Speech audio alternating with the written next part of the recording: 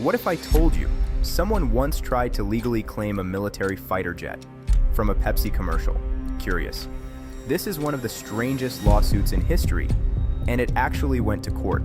What if I told you in 1995 a college kid watched a Pepsi ad, crunched the numbers, and decided he deserved a $33 million fighter jet? This is the wild story of John Leonard versus Pepsi, the guy who sued Pepsi for a fighter jet. Yes. This really happened, and it wasn't a joke to him. Yes. That year, PepsiCo launched the Pepsi Stuff promotion, letting customers collect Pepsi Points and redeem them for prizes like t-shirts, sunglasses, and, in one wild ad, a Harrier II Jump Jet.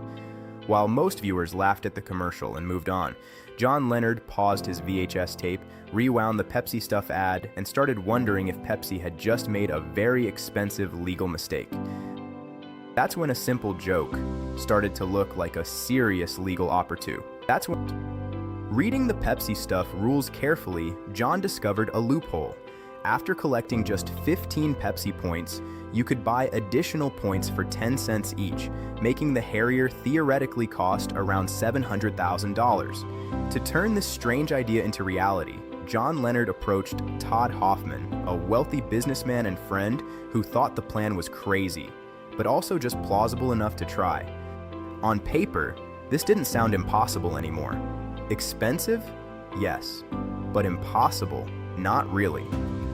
Together, Leonard and Hoffman gathered investors, raised about $700,000, filled out the official Pepsi Stuff order form, and calmly requested the item listed as Other, 7,000 points, Harrier II Jump Jet. And once someone with money took it seriously, things escalated quickly. When PepsiCo received the order and the checks in 1996, they didn't send a fighter jet. Instead, they returned the money and wrote back saying the Harrier in the commercial was clearly meant as a joke. Rather than letting the idea go, John Leonard hired lawyers and filed a lawsuit called Leonard versus PepsiCo Incorporated, arguing that the commercial had made a real offer for a real Harrier jet.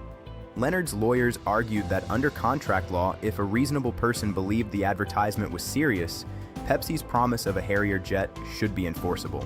Now it was serious. Now it wasn't just a wild idea anymore. It was a real legal battle. Pepsi's lawyers responded that no reasonable person would believe a soda company was giving away a United States military fighter jet in exchange for bottle caps and a relatively small check. While the lawsuit moved through the courts, Pepsi quietly updated the commercial, changing the Harrier's price from 7,000 points to an absurd 700,000 points to avoid similar attempts.